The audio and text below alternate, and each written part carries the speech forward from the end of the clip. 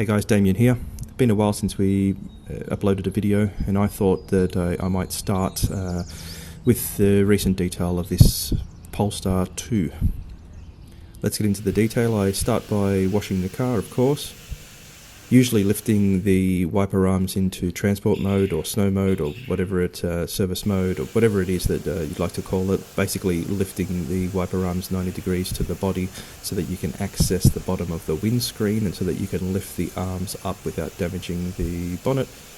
This was very, very easy to do on the Polestar. I simply just lifted them up. Most vehicles you have to muck around with the window stalks. I have to search online to find out which way I press the stalk and how long I hold it. I attempt to do it myself first. It doesn't go very well, and then I have to search for it. This one just lifted up, so that was great. I like that. Of course, I start with a rinse and then follow that immediately by rinsing off the wash mitt to make sure that we've got no particles in it from the last wash. I rinse the old soap out as well. Rinse all the soap off. Of course, I've done the wheels before I did the body. They were fairly easy to do, of course. Being an EV, the brakes aren't used as much, so the wheels are generally pretty clean. This particular vehicle required a wheel brush to get in between the very fat spokes. It's just these tiny little spaces, but you do see the inside of the wheel through those spaces, so you have to clean it, and the only way to get to it really is either to pull the wheel off, which is way too much time and unnecessary, or to use a wheel brush. For the face of the wheel, I just washed it with a separate wash mitt. I'll almost always decontaminate new cars with the eraser by hand. They usually don't need too much decontamination, so just running over the car by hand is ample. I then dry the car properly. By properly I mean I attempt to have the car bone dry, which means removing every trace of water, and I do this with I'm up to 110 psi now. I vary the pressure.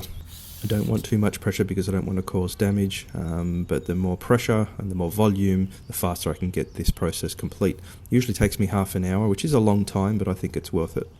I suggest to the customer we get rid of these stickers, these labels. Having these labels left on the car is akin to having labels left on your clothes. You don't go walking around the streets with price tags on your clothes, and in my opinion you shouldn't go driving around with stock numbers and fuel consumption labels, etc. So I remove all this rubbish, including dealer advertising, which this vehicle didn't have, which is nice. Next I hit the body with a chemical decontamination. I'm using Cleanse Strong.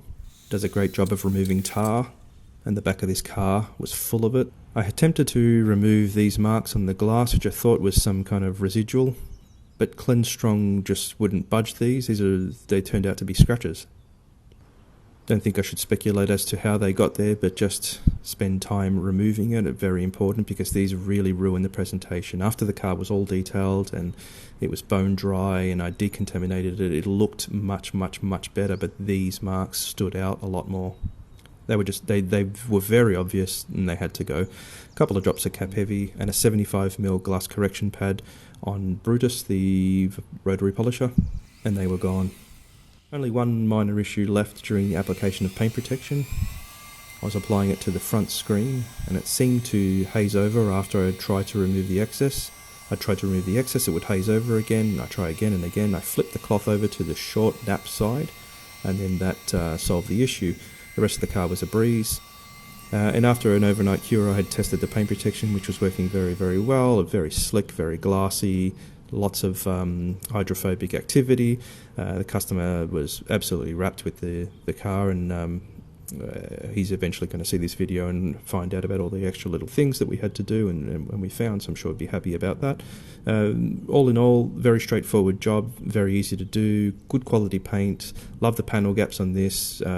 From a detailer's perspective, this is a much nicer car, no, a much nicer job to work on than a Tesla Model 3 as far as this example goes. Like I said, I've only had one, going to have to wait for a lot more so that we can have more accurate data.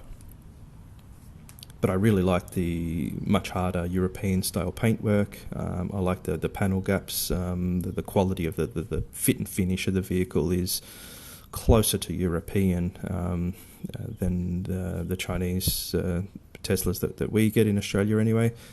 Not saying which vehicle is better than the other, it's just purely detailing perspective.